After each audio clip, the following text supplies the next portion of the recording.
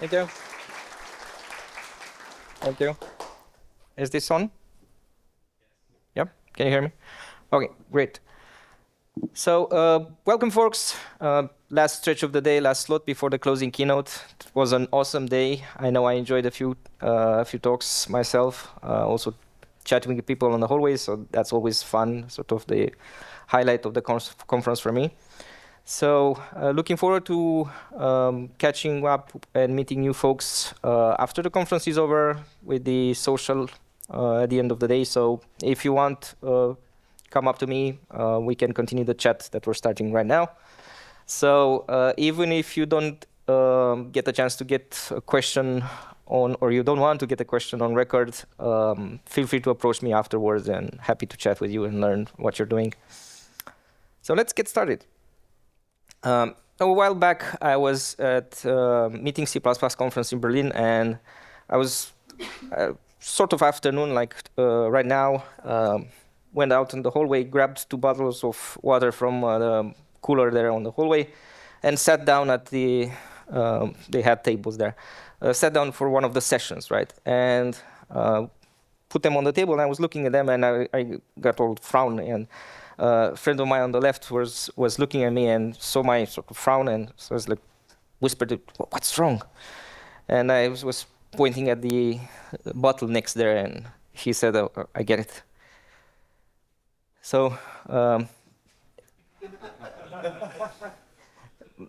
my intent for today is for the better half of the talk or more, to tell you why this sort of made me sad. Kind of ruined my whole afternoon, let's face it. It was a session on reflection anyway. So I think it all goes back because it was close to this event. Right before the pandemic, like a month before the pandemic in February 2020, in my hometown in Prague, we had the ISO C++ committee meeting, and there was a series of polls on whether or not to break ABI. And we sort of decided not to, sort of. Anyway, no applause needed. I don't think everyone there fully understood the consequences of those discussions. I linked, if you're curious, 2 relevant papers there, cheekily called ABI Now or Never. Very good papers by Titus Winters that if you're interested, like, you can read a lot about the subject. Anyway, enough to say that the room was divided. And I'm pretty sure even here, there is no consensus on what we want first, and then even if we know what we want, what's the right solution or the right path forward. And my intent is to provoke dialogue. I'm sure I'm not the first. I won't be the last to poke at this bear.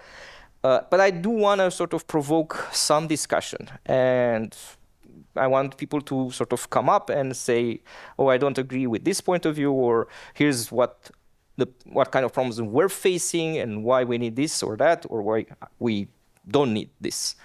Anyway, so about that time, sort of I would say the most popular essay wrote in the C++. I come from the C++ community, by the way. Most popular essay wrote in that time frame was the day the standard library died. And it was all about the consequence of that Prague ISO C++ meeting vote. I'm going to share more details about what were the consequences. So this won't be a sort of an ABI Now or Never talk. It's not going to be sort of, "Oh, I want you to, your takeaway from this presentation is, oh, I want to spearhead some change, or I want to convince people, or I want to change the status quo." Like I said, I want us to sort of pause and think about where we're heading. Should we think about this as sort of just sometimes annoying implementation detail? Should we think about, well, this is the way I'm dealing with some platform issues or some interop issues? Or should this be sort of a more deeper part of design, language design, library design? So some programming languages, I'm not going to be sort of 100% Rust-centric. I'm going to try to see what we can learn from neighbors, what's sort of special in their world, what's special in Rust world, and what we can learn from each other and each other's mistakes. So some programming languages just avoid the issue altogether. Just they pretend it doesn't exist, while others are still trying to figure it out. So roughly, this is sort of the kinds of things we will talk about: ABI stability, risks, dynamic linking, interop issues, designing for ABI resilience, library evolution, right? How are you building shareable components? And performance implications and so on. And we're going to try to sort of navigate this through C++ lens, Swift lens, and others. So for people who don't know me, this sort of the kinds of projects where I've done damage in the past were currently. And the places on social where you can yell at me if you don't agree.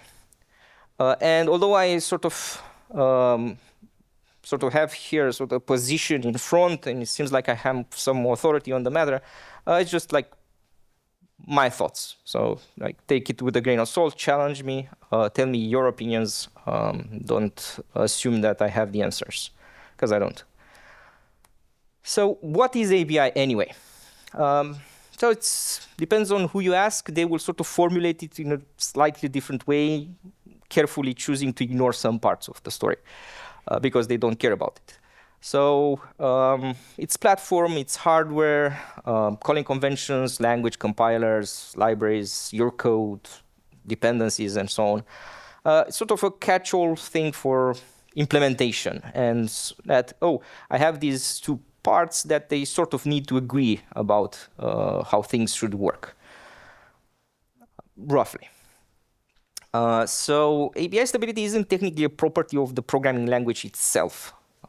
It's not necessary. Sure, it might reflect itself sometimes in some syntax, but it's not about the programming language. It's about sort of how we do code generation out of that programming language. So it's a property of the system, of the tool chain. It is defined by the platform you're targeting. The platform owner might require you to use a particular tool chain or a particular API convention so that you fit in within that platform and it works. And it matters a lot if you care about dynamic linking. More about that later. So if we go back to those bottles that troubled me way back, it's about the layout of types, size, and alignment, and sometimes try depending on which programming language you're projecting to. Offsets of and types of fields, vtable entries, how you lay out closures, calling conventions, name mangling. It's a very important part of this business. Metadata where applicable. So all sorts of these, I don't think there's anything sort of brand new information here, but depending on who you ask, they will care about some subset of these things. And why should we care about stability at all? As in, why are we even having these kinds of conversations? Because I'm certainly not the first one to open the topic.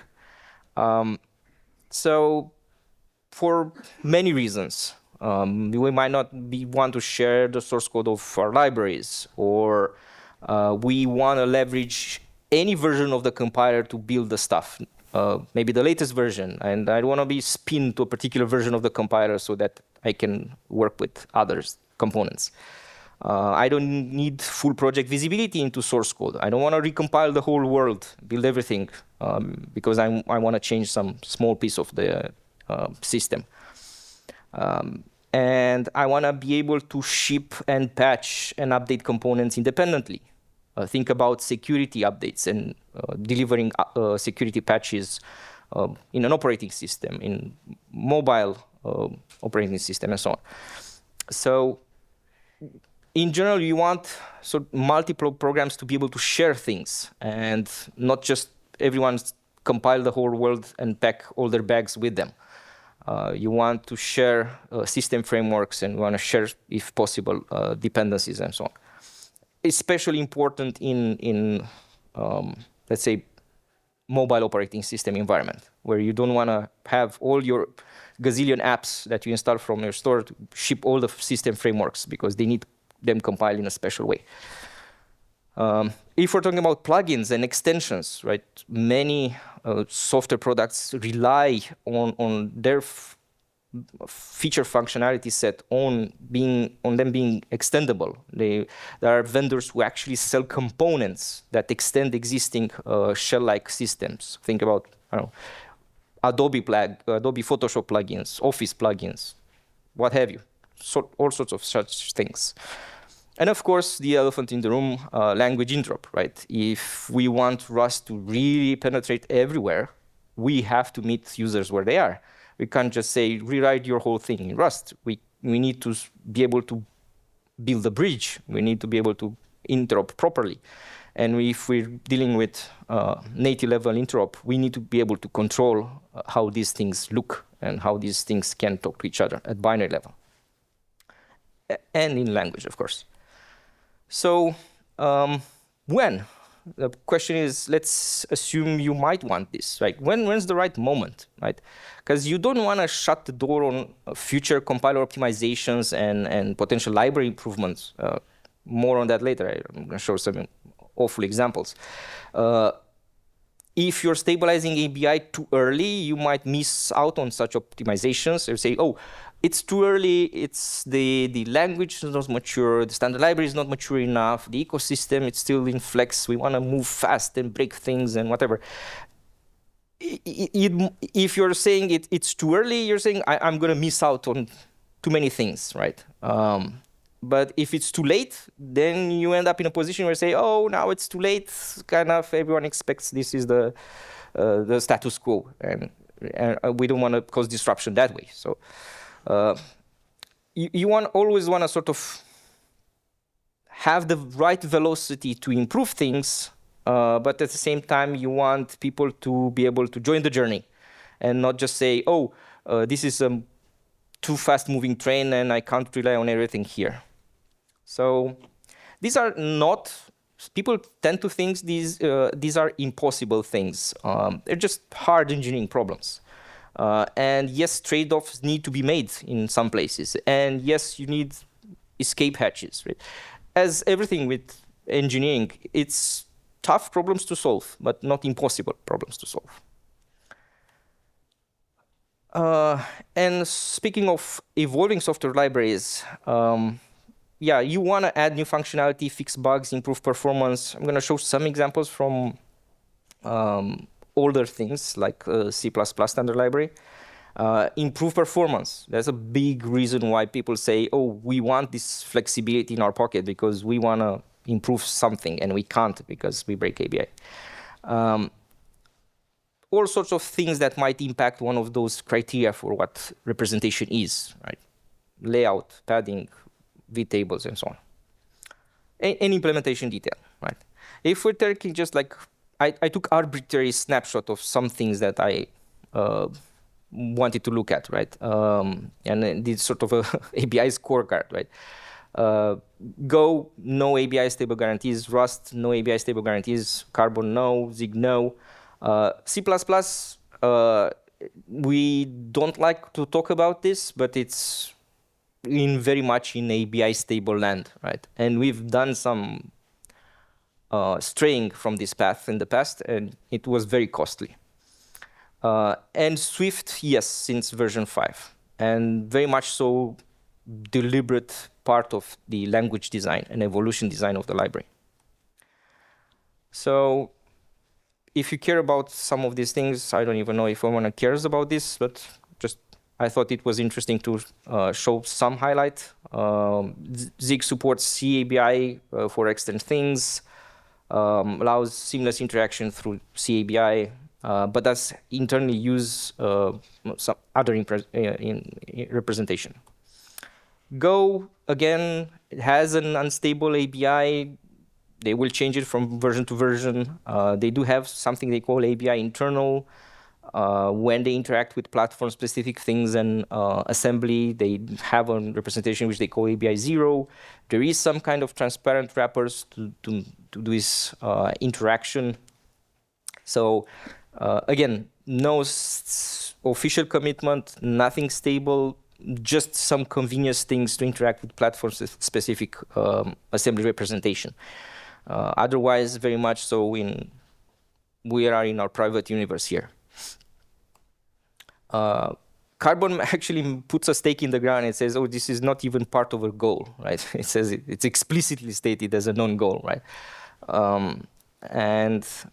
It's very much sort of a language in its infancy. So I would say maybe it's not the right time to talk about these kinds of things. In general, sort of the greatest champion of ABI stability and dynamic linking has always been C, right? Sort of the lingua franca of everything out there. This is the common denominator thing. And for better or worse, it has worked. It does work. It's just a poor solution. So the CABI, yeah, sort of allows people to talk to each other. You want to provide some kind of ABI stability and be able to evolve components independently. So you can do that through a sort of narrow pipe of C. So systems tend to use this, but it's sort of very tedious and sort of a proactive thing where it's manual in the sense that you need to do this lowering carefully, but it's sort of also very lossy. More about this later. So if you want to account for future change, you can do this, but it requires a lot of sort of tedious work, and it's very error prone, and it's very poor medium to do this. Any software problem probably can be solved by adding yet another layer of indirection. Yeah, you can implement all sorts of tricks and boxes and indirections and things of that nature. And people have over the years. And speaking of old and tried and true, I think maybe in Windows land, there's maybe the longest standing tradition of interop and ABI. And that is very much COM. And you might not like it, but it did certainly solve a lot of problems. And even modern Windows is underpinned by COM things. We're talking about intermediate representation languages, about metadata, about how you model things in API, so that can signal when we're talking about different versions of the object or when things and implementations diverge. So many people might consider it an ugly thing, but again, does the job. It is highly flexible and extendable, has served for over 30 years now, right? Not great. Similar things in Objective-C land with message send and unstructured data and dynamic indirections and swizzling and all sorts of such tricks. Again, they do the job. They offer this sort of installation needed. So about the same time, if you notice that, remember Twitter? It was a thing.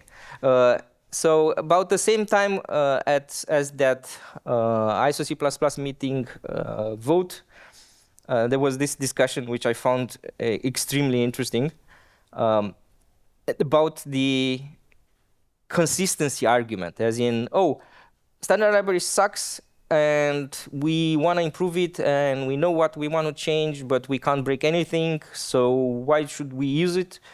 So for consistency, right? Because it's standard. And yeah, a stable ABI means you can link against the platform API shared library, including the standard, and evolve without breaking plugins, right? I talked about this earlier, about having an ecosystem of things that can evolve independently, and you don't want to just swing and don't care about anything that's impacted. Oh, they'll sort it out. They just need to rebuild it, right? It's not always that simple, right? There's many vendors who cannot keep up with the multitude of systems that they need to integrate and their versions. Or there might even be situations where such components are out of service, as in you can't get a newer version of that plugin or DLL or whatever, but it still works for you, right? So it's a tough problem, and it's a sort of classic struggle between idealism and pragmatism. Right? I want the shiny new things, but I want my existing stuff to not break because it's very costly if it breaks. Right? So again, depending on who you ask, they will prioritize different things at the ends of this spectrum. I will reference Doug Gregor a lot. I don't know if people here are familiar with Doug Gregor from C++ days, Boost days, recent years in Swift. So he's one of the architects of the Swift resilience system that I'm going to present later on. So I'll give you a minute. There's no point in reading what's on the screen. So it's a tough problem. And I think I'm picking on C++ because I know that universe the best.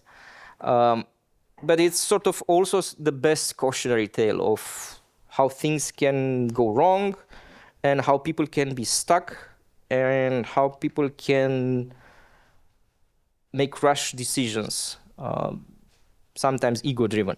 So C++ is sort of the king of mixed signals and this ambivalent behavior, right? It does not have ABI resilience model, right? So officially, it's not stable, right? But the committee will reject any proposal that will cause ABI breaks, as in, oh, sorry, not reject, carefully consider it. And implementers will not want to change and do library improvements because it's very costly change for their clients. And the main purpose of an implementer is to make sure their clients is on the latest and greatest version of their tools. So if they make changes that are sort of difficult for their clients, then they will automatically reduce their audience or they make the audience very unhappy. So they're very not keen on making these changes, right? Because it makes life difficult, right? So C++ is sort of in a very weird space where we sort of have this de facto ABI stability for better or worse, but we also sort of don't really acknowledge it, right? So WG21 was not in favor of breaking ABI in 23 or 26 or 29 or whatever. And they said they could consider breaking it in the future. So anything may happen Thursday. We'll take time to consider proposals, right? As in, people have even stopped trying at this point. And make no promises. So it's sort of the best of, the worst of both worlds, as in, we can't promise anything, and we're also not sort of designing anything in.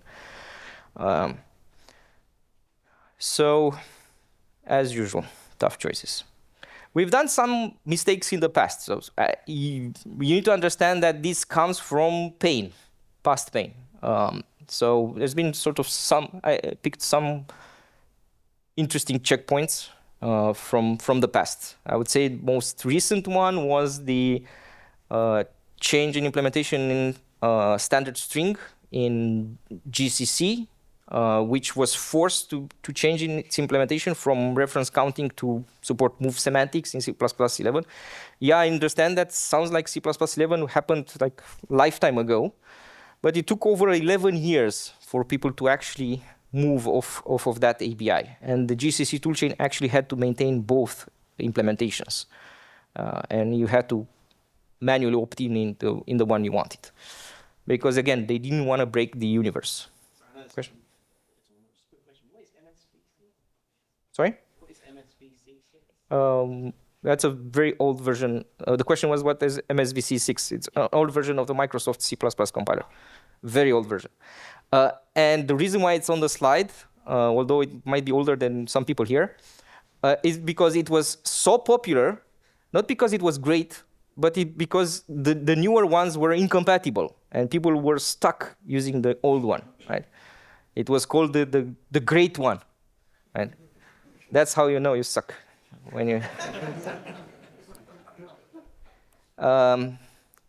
Anyway, so you do want these quality of implementation changes. Even now, there's people frustrated, and not just in the user base, but even engineers working on this stuff. They have better versions of things. They have fixes. They have the urge to improve and rewrite past mistakes. There's so many examples. You don't need to go through all of them. I just picked some of them.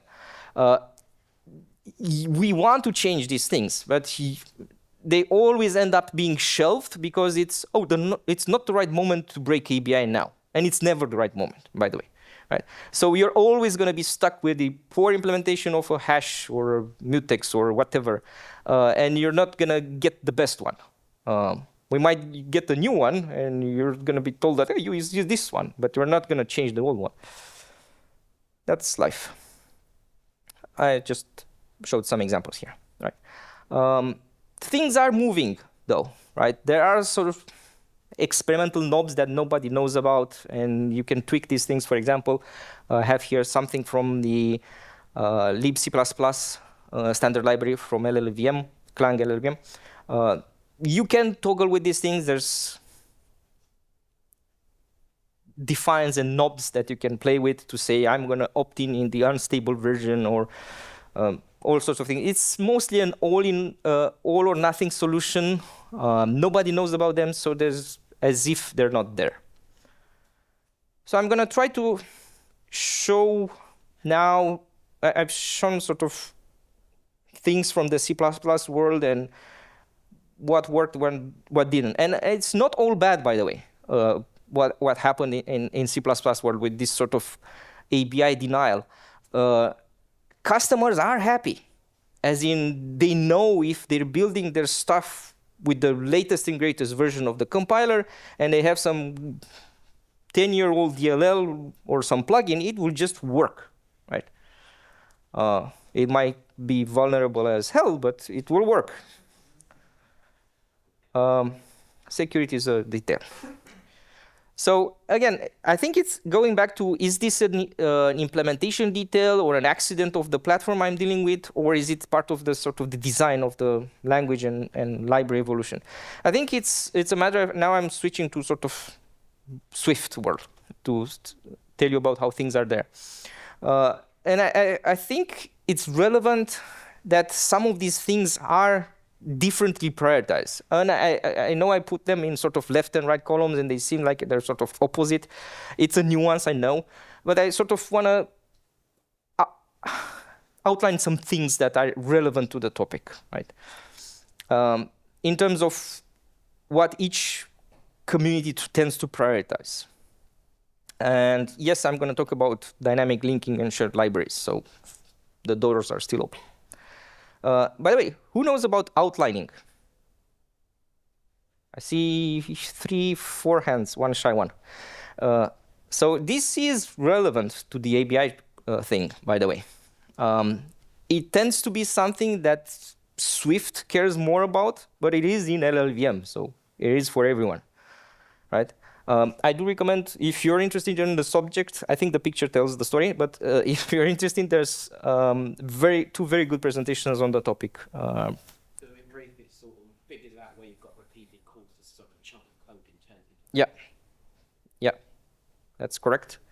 And this is to minimize code size when you care about this kind of thing, and about iCache.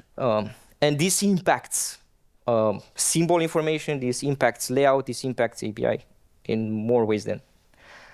Anyway, so who's familiar with Swift? More hands, good. So I'll go fast here then. So it is native programming language, it's compiled, it has some root with Objective-C there, and they share object model and so on. It is sort of a big programming language. It has all sorts of features. It has modern features. It has some legacy features because it needs to support the platform and the APIs. And also, it needs to support a lot of programming paradigms and models. Again, to be able to bridge this world from legacy API, legacy systems to new ones and provide a coherent object model. But it's very much sort of in the same boat as C++ and Rust as systems programming language. Although with a more complex compiler and more complex runtime. But this, I think, is fundamentally different in that it was designed for library evolution. And I think that's sort of makes it more special in this regard. And specifically to account for stable ABI and how you can provide stable ABI guarantees and have the flexibility to move and evolve the libraries, the system libraries. And very much embracing the idea that all these libraries and frameworks that you reference in your applications are not shipped with your application binary. They're not statically linked. They're part of the operating system. They're serviced independently. They're attached, updated independently, and they should just work. So how do they do that? Well, also, by the way, this didn't come in Swift 1. It was designed from the start, but it took them a while to get there. So we got this in Swift 4 and onward. Swift 5 and onward. Sorry about that. So it's about making all promises explicit. No sort of implicit things like in C++, yeah, always has been stable, but we don't guarantee anything. It clearly delineates what can and cannot change in stable ABI and provides a model that is performant when needed. And it lets the authors of the libraries and the consumers of the library be in control on how they opt in into these resilience mechanisms. I mentioned that, Gregor, earlier. If you want to see in-depth presentation about this, I'm going to do a sort of short tour. You can watch that presentation. My slides are full of links, by the way, so when you get them later, if you feel free to explore on your own. So briefly, let's say we want to evolve a structure there and add some fields to it, maybe reorder some fields, maybe change some types of some fields. Maybe we even have some optional fields. By the way, question marks in Swift means optional, right? And so it definitely the structure will change size, offset of fields will change, layout will change, right? We want to have this flexibility to evolve it. And where we reference this person class, this person type, we have sort of a member there in classroom. We have an array of such things, so we care about the size, the stride of the thing. We reference an offset from that teacher object, right? So definitely many places where it might just fall on its face because we changed the person struct layout, right? So many ways in which this can fail. So type layout is as if we had the whole program to compile. This is sort of the as if observable effect of the implementation, right? So it should just work as if we have the source, the whole source view of all the components we're compiling, and as if we're compiling everything from source from scratch. So that should be sort of the expected thing. So person library should lay out the type without any indirection. So again, now I'm going to talk about sort of mechanisms. And yes, mechanisms are always sort of side things, extra metadata, some indirections, right? They cost sometimes, but you can control where they cost. More on that later. So it will expose, this is a sort of a working concert between the compiler, who knows how to deal with these things, and the library that knows how to expose these things and how to control, and the user that has the knobs. So it will expose metadata with layout information, size, alignment, offsets of each of the public fields. Again, just what's public, right? Private things are, again, free for grabs. Some examples here from the previous layout.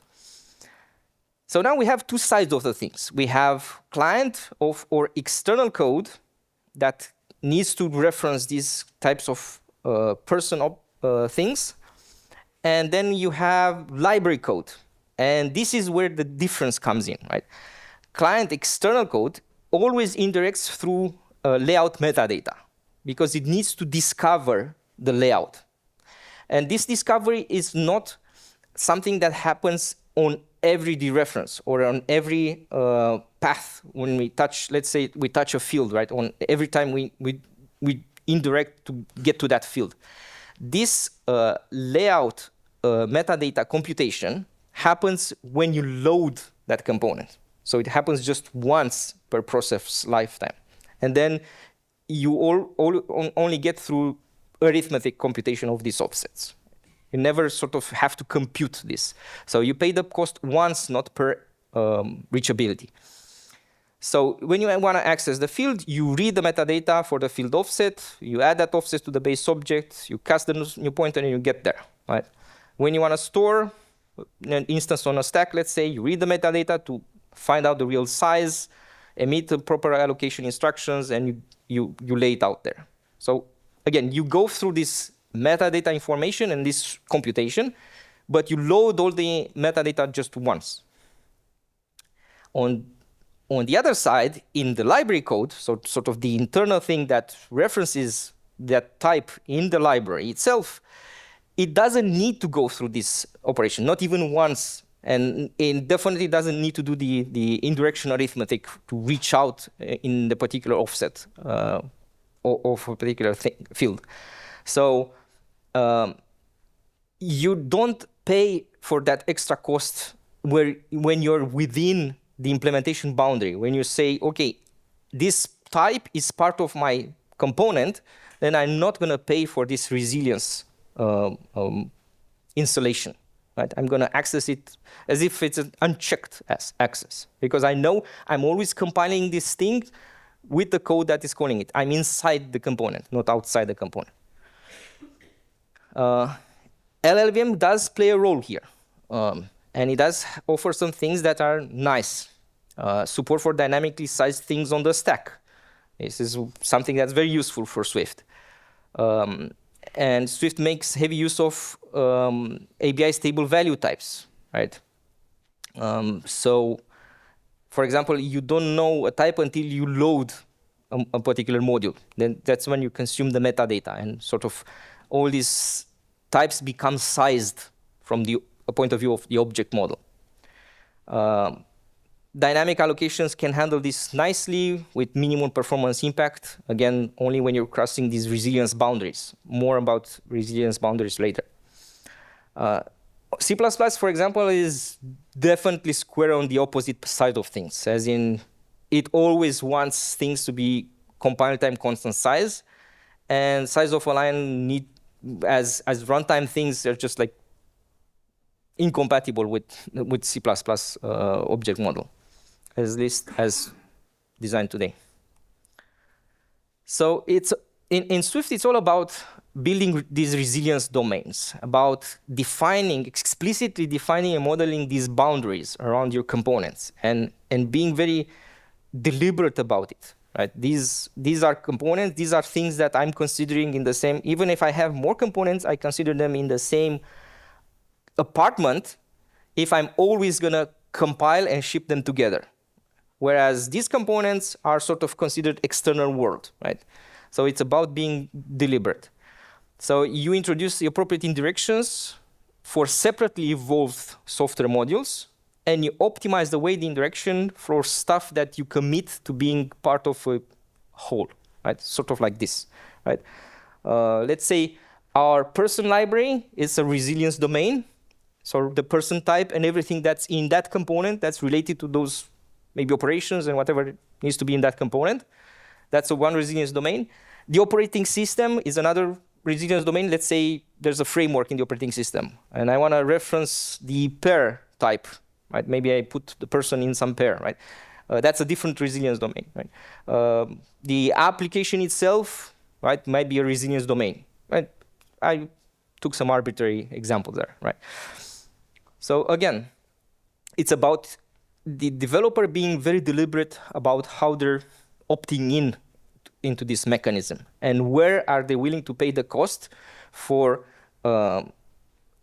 evolution, for library evolution. Let's say standard library, it has the freedom to evolve separately, and I can use anything from the standard library in my application without fear of me being broken by some update in the standard library, because I'm crossing this ABI resilience boundary explicitly. Whereas things that I'm shipping, where I know what I'm shipping and I'm in control of them, and they always go together, not paying for anything, zero cost. Again.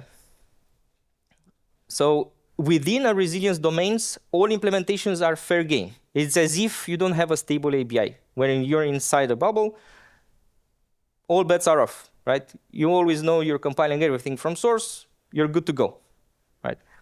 No interactions, no guarantees being made, right?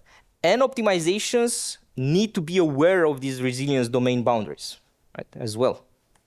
So it's again, it's about orchestrating compiler, metadata, symbol information, library design, user code, compiler flags, and so on, how you orchestrate the whole thing.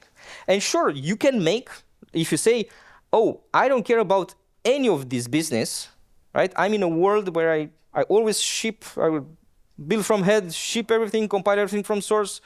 Don't sell me all this garbage with resilience, right? You can make just a single resilience domain, and you're good to go. It's as if you don't have any ABI stability guarantees, right? So you can do that. So by default, again, this I described sort of the mechanisms, and now I'm sort of describing more on a sort of design side of things and practicality, let's say.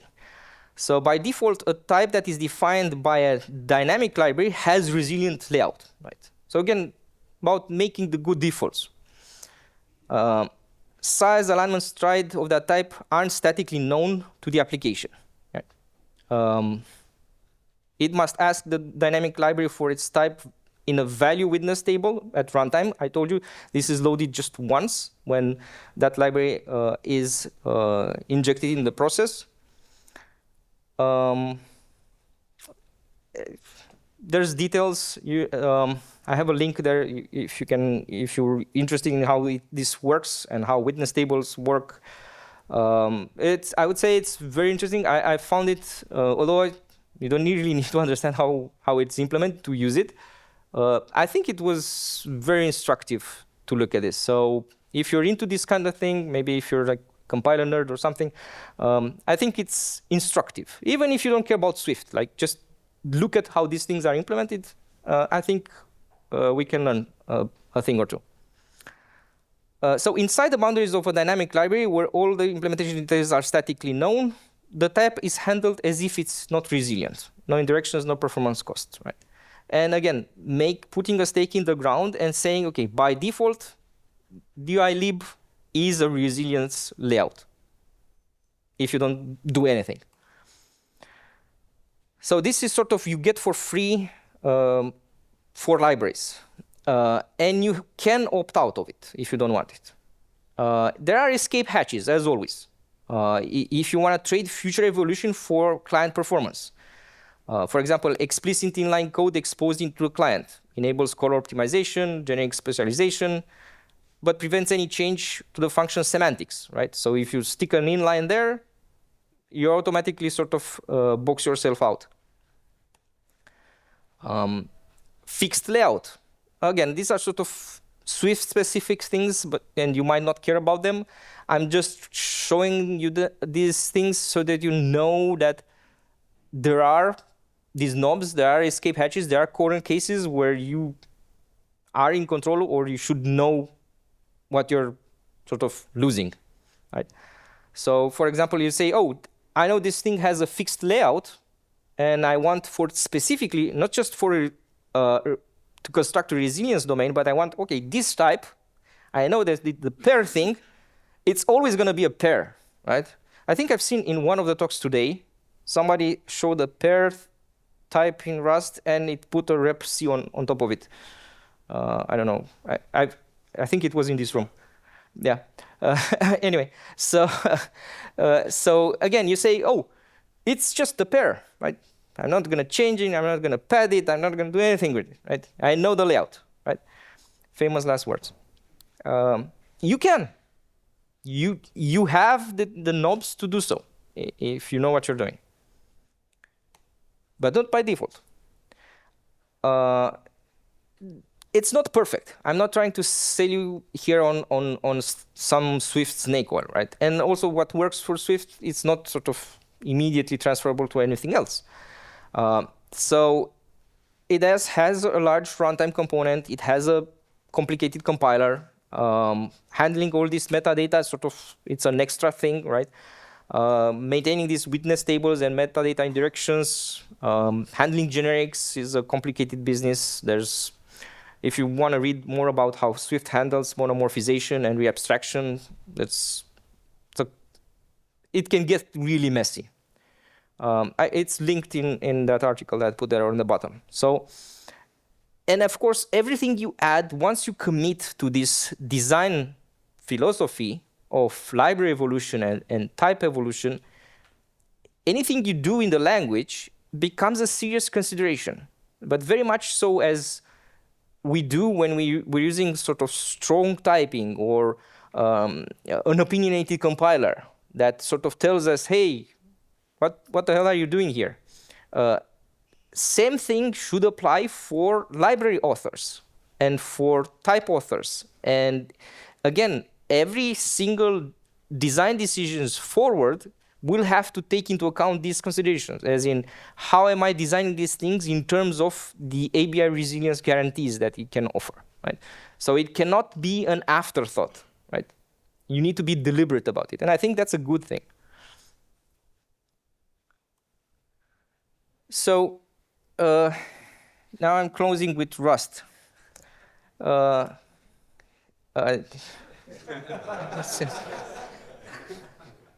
Sorry, not sorry, but yeah. You can always say I'm new to Rust, and that's why. So speaking of, some people say that, oh, this ABI thing, sometimes it's costly. They misinterpret what's going on, right? If the lowering you're doing goes through something that's sort of apples to apples thing, it can really be zero cost, this FFI business. So, but people get trapped, from what I've seen, when they actually don't realize that they're actually adapting ABI-friendly representations for different things. And one of my favorite examples is this one, right? When you're representing strings and you say, oh, I just need to adapt this string to some other encoding. And they say, oh, it's the interop that's the problem. No, it's your freaking strings. So sometimes it does come with a cost, but you just don't realize where it's coming from. It's not the FFI itself. And lowering in general brings you trouble. And loss of expressiveness, let's face it. So I'll close with sort of where I see things today and where I see things might go for Rust. Right? So status quo with rep C, fake it till you make it, works. So you have C calling convention for function definition and calls, C data layout for types. You get all the sort of standard C types, primitives. You can export under stable linking. You can control how you do mangling. Yeah, you don't get slices. Can live with that, without that, right? So it's sort of an acceptable common denominator. It's not great. It's not horrible. People live with it. Many projects, I've seen many projects that are very happy with this kind of thing. Drives interop very well. Some people say It's all I need, right? I don't need fancy types. I don't need the expressiveness. Just pointers. It's good. But I think when you want to build more expressive things and really say that you're shipping Rust components rather than Rust components wrapped into a C thing, then you need more than that, right? Earlier today, in a WebAssembly talk, this was mentioned about sort of what it means to actually ship something that's Rust component, right? Can we actually have reusable Rust things, or we're just pretending it's Rust inside, right? So if we're talking about vocabulary types and expressive things and Rust at the boundaries, then you need more than just C pointers and C structures. So things like stable calling convention that supports common data types from Rust, not just the C poor cousins. Standard data layout that supports enums with payload, right? Option, result type, which are sort of pervasive in APIs, right? You have this nice Rust API and you wrap it in some crappy C thing and you say, oh, it's stable now, and it's like, interop with it. So you lose all the good stuff by wrapping it in some poor proxy for what ABI should look like or what interop should look like. Then we can talk about mechanisms for exporting, importing, naming symbols, working with dynamic libraries in general, right? Exporting items under stable linking symbols, supporting crates, modules, methods, like really good stuff.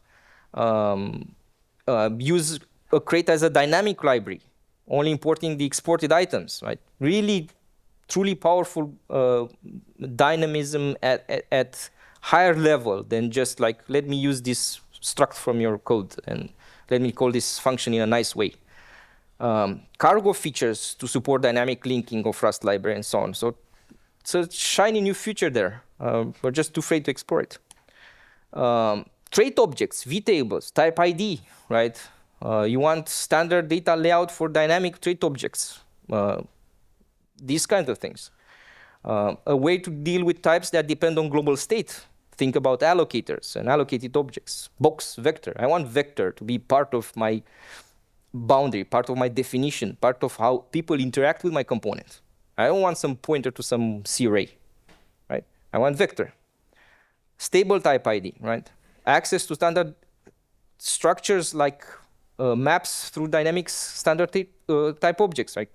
Being able to reason about things in the standard library and use them as vocabulary types at my API and ABI boundary, and being able to talk to them without inventing other mechanisms or tricks or proxies. Why not? So, and turning parts of the standard library as opt-in dynamic library with a stable ABI. If we're sort of going down this path, why not go all the way, right? So, and we need tools for this. I think you need some level of tool maturity and be able to detect ABI issues, maintain ABI compatibility, and get sort of enforcements. You don't want ABI stability by accident or believe that you're in a safe place, but you're not. Without proper support from the compiler and tools, you have nothing, right? You don't want to end up in a place like C++ where you have accidental stability. Like, trust the vendor, it's stable. And then they ship a thing and they broke the ABI by mistake. Right? You want tools to enforce and check these things. Store signature, data layouts in binaries, be able to introspect on these kinds of things. So I would say there's a bright future there. We just need to be a bit more assertive in pursuing it. I'm not saying it's easy. I'm not saying I have the implementation or the solutions. I'm just saying we need to be a bit more ambitious and not just complacent. And I don't believe there's one solution fits all. I really think, given the diverse ecosystem of needs and of projects and of systems, I don't believe there's going to be a solution that fixes everything. I know you believe that's rep C, but that's not it. So I do believe that the future of ABI stability is maybe more ABIs for Rust than just one. But we still need to not give up or not pretend we're not there and then 30 years later end up like C++. So anyway, that was my rant. I told you it was a rant. Do reach out to me, corner me, challenge what I said, and tell me about your projects and your needs. Thank you.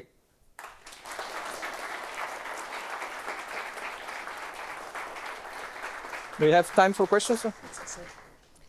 Going to open the floor for some questions now. If anyone wants to. Yeah. So last year at Rust Nation, I actually did a presentation about a stable ABI for Rust. It was specifically based on the ideas of Swift's ABI resilience system. And How did I miss that? I don't know. I need to watch that. What's your name? I'm a new entrance. Nice to meet you. I'll definitely watch that. Essentially, because Rust's traits are sufficiently high level, it's actually possible to have the same level of ABI resilience as Swift, including with generics with Rust. It does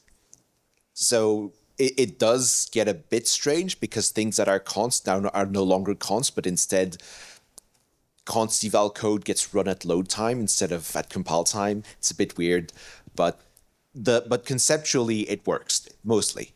I think C++ people have similar fears, right, with constant evaluation. That's a similar fear, but they come from a different place. But the problem is that C++ templates are something that have to happen at compile time, whereas in Rust, the way traits work and generics with traits, it's sufficiently type checked that it is possible to resolve them at load time. Same thing in Swift, where they have constant maps and they don't allow partial specializations, and they know exactly how they check the template arguments. Exactly. Whereas in C++ is just like anything can happen. So there is hope. There is hope. But what would you say is sort of the biggest challenge in your opinion? Having looked at this before me. Yes. I've not done any implementation work, but I've done exploration. Exploration. So one of my personal biggest concerns, because I'm also the maintainer of Hashbrown, the hashmap implementation in the Rust standard library, and in our benchmarks, if you add one instruction, one cycle to the hashmap lookup path, it slows down the Rust compiler by 0.5%. Yeah. So I understand the argument.